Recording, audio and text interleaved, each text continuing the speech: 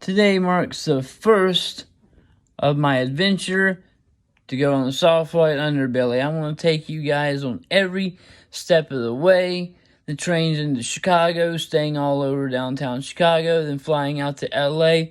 And I'm going to show you every bit of LA, Mark Latia, the whole bits. I'm going to take you on an adventure, which is something I don't see many people on TikTok doing. So today means day one, Mark 1. Here we are in Kalamazoo, waiting on the train to Chicago. I am marking every bit of this adventure to go to the Soft White Underbelly and back. And I'm going to mark all of it, upload it all on YouTube.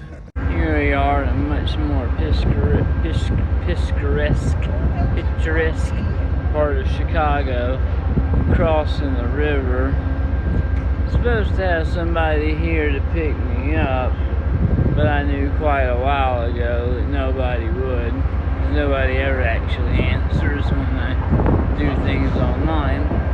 Just explore downtown Chicago before I head off. I got so much to do in this great city. So many places. Got Lake Michigan over there. Right now, I think I'm going to go to the Bean. I don't think you guys give me the credit I deserve for the adventures I go on to show everybody. An adventure is what's fun to see. Here we are, another part of my LA adventure while I sit back and enjoy the jacuzzi before my interview with Mark soon. This is the good life. So it's that guy up there that keeps on freaking taking pictures. Weirdo.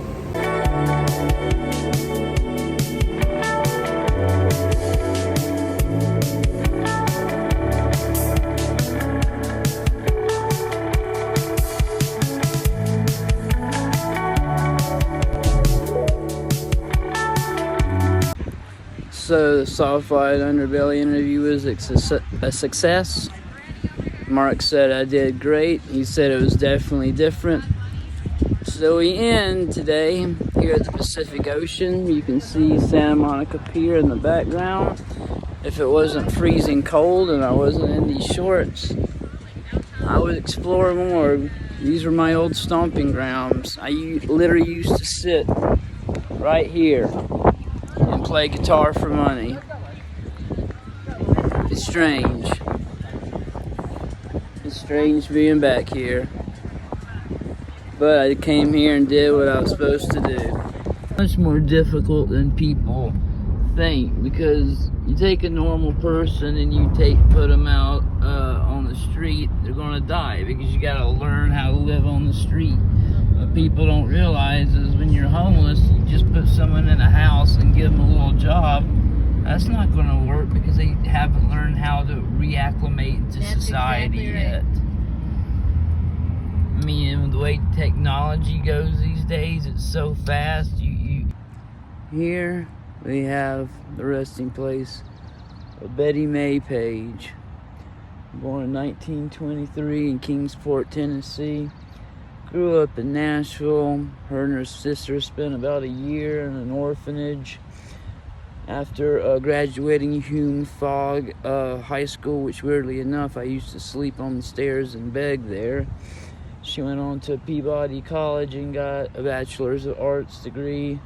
She went out to Southern California, then moved to New York, where she became a secretary, got essayed, moved back down to Nashville for a few weeks, came right back to New York, and as she was walking around Coney Island, she ran into Jerry Tibbs, who was an NYPD officer, and he was the one that gave her the idea to cut her now infamous bangs as a way to shape her face. And she started doing photographs for photography clubs, which was a way to kind of circumvent the laws about nude photography back then. That's where after a while she met Irving Klaw, who was really into specialty films and got into a lot of trouble. Now, in 1954, on one of her visits to Key West, she met Bunny Yeager, who was probably her most famous photographer, and Bunny was the one who sent her photographs to Hugh Hefner, where Bettie became one of the earliest centerfolds ever in Playboy's history. Now, Irving Klaw got into a lot of trouble, and around 1957, 58 in Key West, she became a born-again evangelical Christian. She went to Portland Bible School and tried to become a missionary in Africa, but they wouldn't allow her because she had been divorced. So she moves back, she gets married, moves to Florida, gets divorced, married again, gets divorced. It's something to note that right after high school, she married her high school sweetheart right before he was shipped off to World War II, and during that time she would move from San Francisco to LA to Nashville, back and forth again. Now, in 1978, during her last marriage, she had a complete nervous breakdown where she said this painting, this biblical painting, she saw demons coming out of it and threatened her landlord and some children with a knife. She got 20 months into the state hospital, I think it was in San Bernardino, and in 1982 she really lost it. In her first day, they diagnosed her with acute schizophrenia. In 1982, she stabbed her landlord 23 times and became a ward of the state for 8 years, released in, I think, 1992. She stayed in a halfway house for mental patients the rest of her life. During the last 4 years of her life, Hugh Hefner found out and got his lawyer to get money from all the thousands of people that were using her image and not paying her. So she had all the money in the world at the end, but she never used it. She took the bus everywhere, ate rice, and she died in 2008 alone. Now, I didn't name myself Little Bettie. People started calling me Little Bettie, lots of people, because I have original print Bettie Page pictures in my home. And understanding I was trans, while looking at a picture of Bettie Page one night, is what finally broke me and made me realize that I didn't want Bettie Page as much as I wanted to be her. And that's how everything broke apart for me. And this means everything to me, being here at her grave. What really makes me feel so close to her is, all my life I've been called a beautiful man. I'm not looking so great right now, but I've heard it my whole life, but could never understand it. And now I know why. I spent most of my life lonely, alone, in psych wards for different reasons. For addiction, spent 10 years on the streets. We have a lot in common. There's a lot of people nowadays, girls that decide they want to be pin-up girls, so they copy her style exactly because they know people will pay to see it. Me, I'm unique.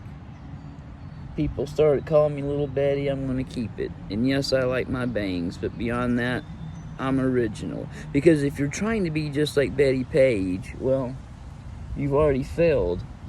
Because the thing that's so spectacular about her, she was an original.